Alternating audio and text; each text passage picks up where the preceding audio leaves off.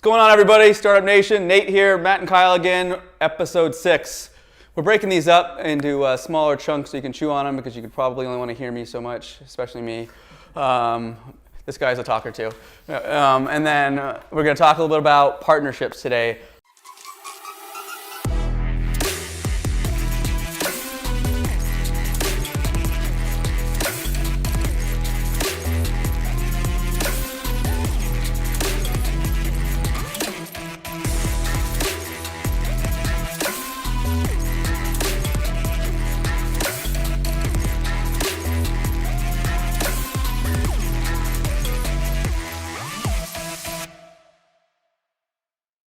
I have definitely made my fair share of screw-ups when it comes to partnerships. I've also had some very successful ones, including my main business, Green Guard Services. And so Matt and Kyle, a year in, have worked very, very well together. And so we're going to have them talk a little bit about, again, I Got a Guy Automotive. They're going to be talking about how they create a partnership.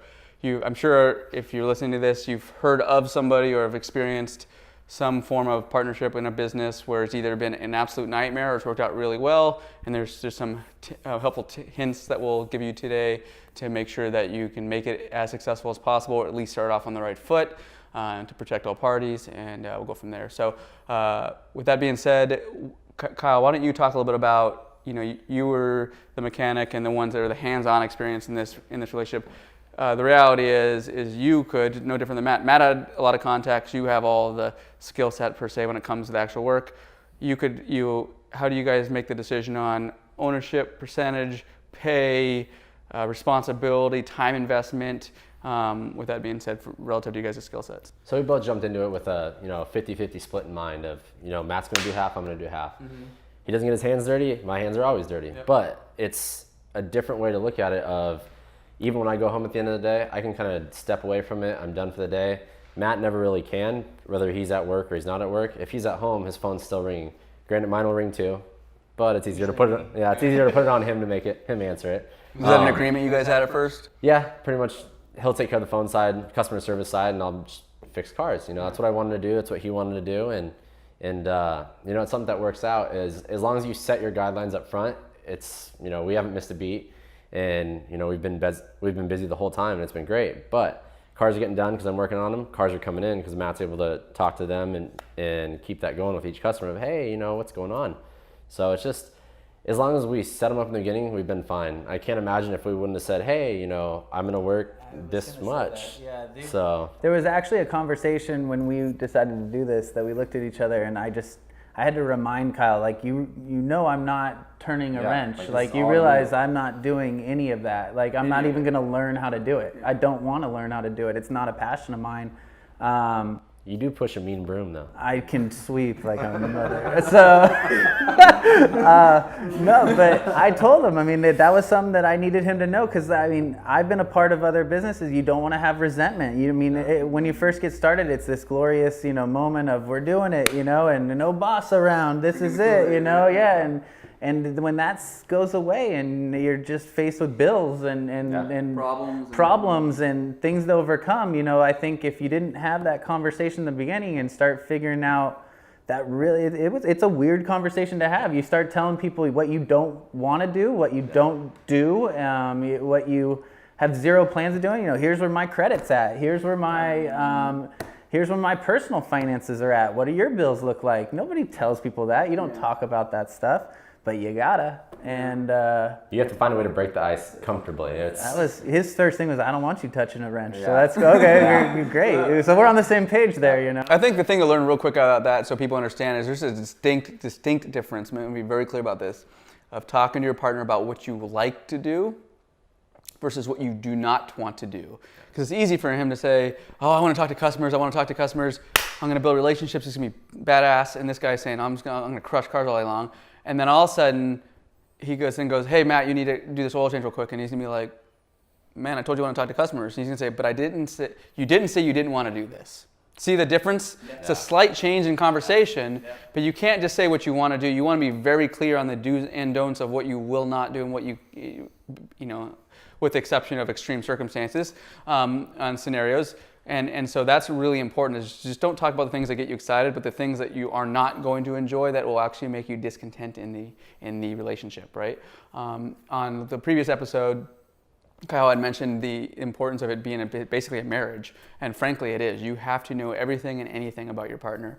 It's awkward, it is, to talk about credit, especially if you have issues with credit or finances, right? Like you're paying, this isn't my case, and I don't think these guys' case, but you're paying child support, or you're having some type of lien on it, whatever it may be, right? Those types of things aren't discussed normally, like Matt said, but you have to divulge that type of information, otherwise all of a sudden, somebody's knocking at the business door, and you're like, yeah, all of a sudden you have a lien on your house, and you're like, hey buddy, I need a pay increase because they're taking my money, right? And so it's really uncomfortable, but reality is you will be married to them legally from a business standpoint. And it sometimes, and again, I'm not a lawyer, but I would imagine, because I've seen it, that getting out of a business relationship is almost worse than a marriage at times, right? Because based on what you have, because you could have way more assets, you get way more money involved, and it gets really dirty. So having a complete clarity around the roles, what you do not want to do versus what you want to do is critical. So talk a little bit more about that. You guys had the discussions. What about and again, time off, pay, things like that. How did you guys, again, you don't have to, you can share what you want, but what does that look like? You keep it simple, you keep it fair. It's, my biggest passion is going to the desert. Yeah. I'd say yours is traveling around, being able to, drink a beer and relax kind of thing. Yeah. So it's, if I leave and I go to the desert, I can't say, hey, Matt, you're going to, work on these cars while I leave, right?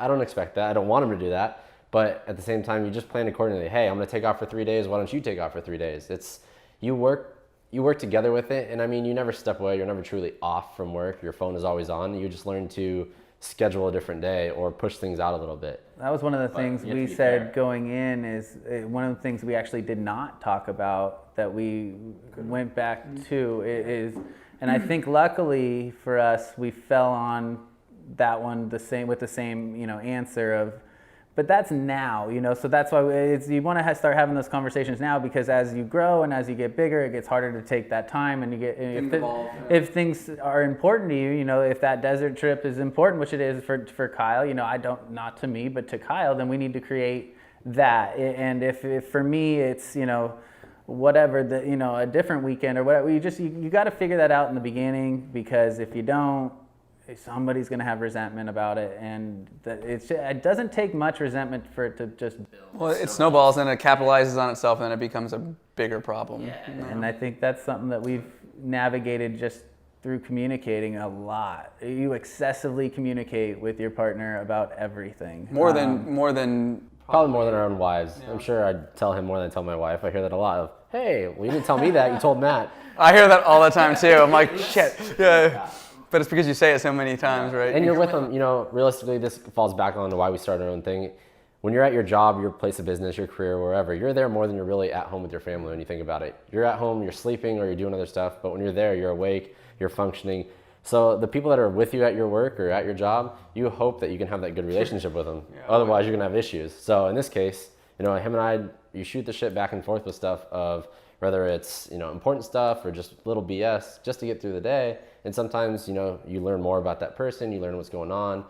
It's what helps cultivate that good relationship to make it last, make it work, make your business successful. Talk about pay within reason, and also talk about how and when you decide to reinvest money versus giving you guys yourselves a little, you're a year in, so it's a little bit harder, but versus, because I know you guys have reinvested quite a bit when it comes to, your different lifts and tools and things. So how do you guys make that decision? What we've done is we basically went into this, and again, you have that conversation of where you're personally financially at and how much personally you are exposed as far as, and when I say that, I mean every dollar that you spend is income that you need to collect. So we need to figure that out, right? You have obligations. And so we had to figure out what those were and then get those down as much as we could individually so that we were the least amount financially exposed. I think that's key. A lot of people just assume that they can jump into living the same lifestyle, and that's one of the things you should be forfeiting a tad of at least. And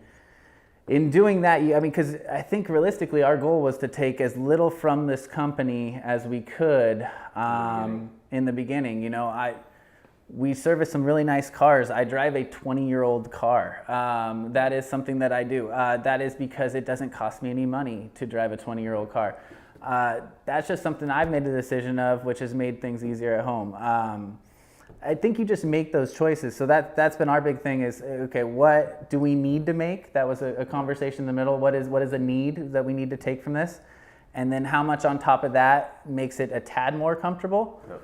And then we stopped there when we first started. That's where we stopped. And we very slowly have increased that. Depending on how you set up your business, you can, there's different personal expenses that get run through as business expenses, and which is a nice way to quote unquote take income. Yeah. So, I mean, I think knowing your way around that helps you in the beginning as well, because ultimately the less money you can take, and I don't know how far we're going into this, but the less money that you can take on a paycheck, the less you pay in taxes. The less you pay in taxes. I mean, and as a new business, that's quite important. We'll have a CPA on the podcast at some point to talk in decent detail on that. I can tell you, yeah, exactly. IRS man, don't listen. The reality is, though, and just from you guys' experience, I'm sure you know this because you and I have talked about this in some capacity, but GreenGuard did that for the first couple of years, and it actually bit us in the ass a little bit, to be honest with you. And it's because our tax person, mind you, I'm going to take the blame for it. Mind you, I was like 28 years old, maybe 30.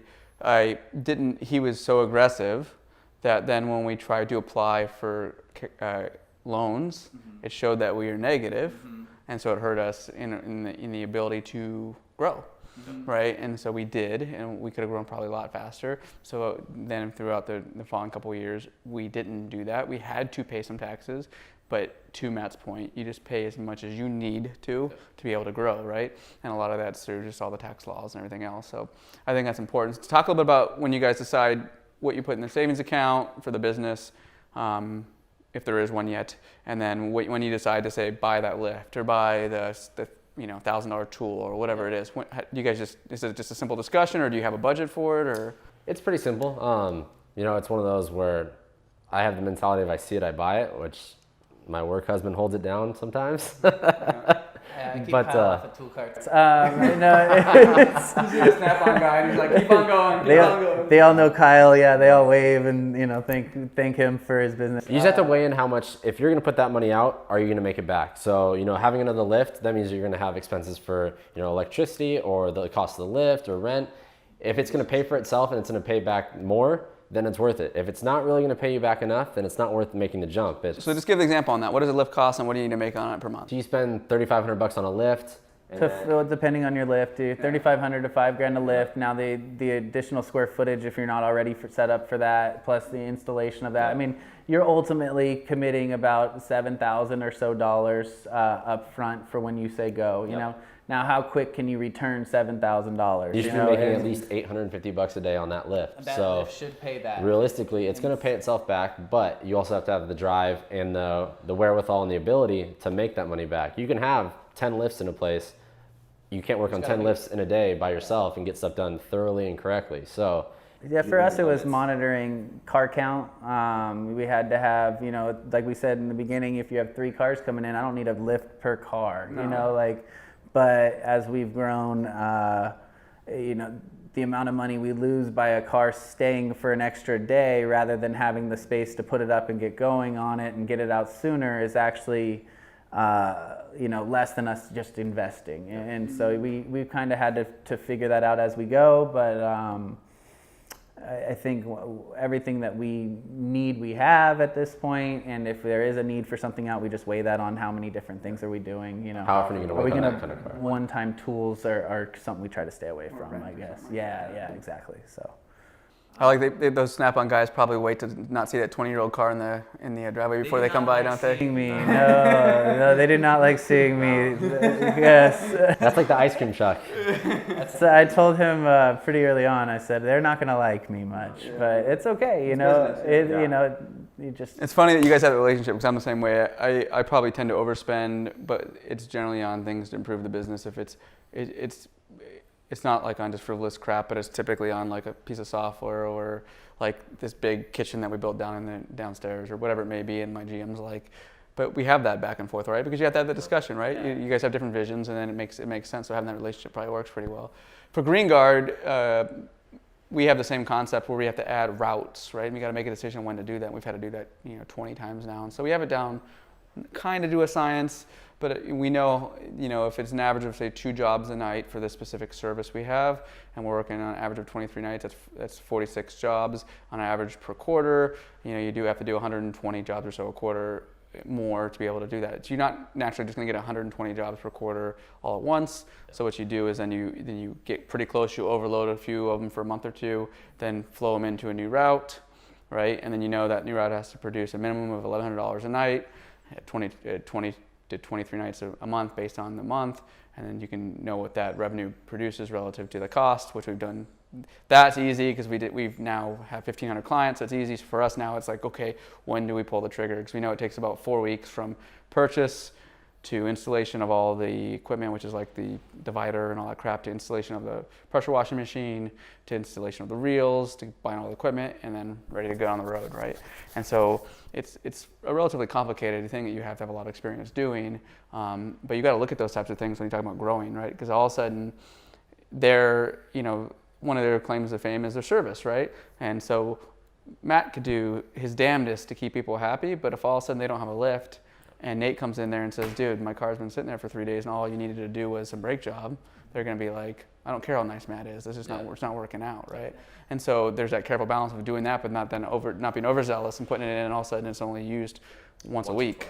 Yeah. It's growing pains is what it is. It's how much do you invest, how much do you spend to be able to keep growing at the right rate. You don't want to grow too fast and then you're not busy enough, you can't pay your bills. But if you grow too slow, you're overcrowded, you're overbooked, nobody wants to come back because you're never going to work on their stuff. So yeah, I can tell you one of the things I've learned, and we've been doing it even in our 10th year here, is that profitable, sustainable growth is far more important than just growth, right? Just growth is important in the capacity that they got to make sure they pay their rent, they got to pay themselves, they got to pay the necessities, all that stuff. But when it gets to a certain point, if all they're doing is being an express lube and doing all oil changes all day long, it's just not going to work, right? Because they put an ad out for Groupon for $19.99. And so that's not their world. But the reality is that you maybe need that at the very beginning to at least have people, because then that's new clients and so on, right? And so those are the things you got to look at when you're talking about growth of a business: is what's sustainable, what's profitable, and what's just a need. And then you start looking, okay, well, when that growth happens, what does the process look like, right? I think I think your business plan has to be a little fluid. I think you got to have some things that you're non-negotiable on, but I think, maybe the way you're going to do it or the way you're going to treat people or some different things about that. But I think, when it comes to like, when we first got into this, we thought we were going to be turning and burning oil change cars for a while, remember that? I mean, that was something like, oh, we got a brake job, here we go. That's your passion, huh? Oil changes? You know it. No mechanic likes doing oil changes, but they do them because it's a relationship. And so, the other thing that you don't want to ever be is somebody who needs something to be broken, right? We don't want to be somebody who's like, well, let's tell them this is broken, because a lot of people don't know anything about cars. I don't know a ton about. I do know about it now, but as far as being a layman in it, like, I can't fix it, and a lot of people are like me, and so that's what makes what we do nice. Is like, hey, it might not be now, but it's coming up, and you kind of set people up, and so with that, comes your growth, and so the more people you help, we've turned into less of an oil change quickie lube type place and more of major full service engine type repair. I swear in the last 3 weeks I've been there, because they're all of 3/4 of a mile from here, a mile. So I'll just cruise by and say hi. Funny enough, when he brought that up, I'm like, I did that 2 days ago.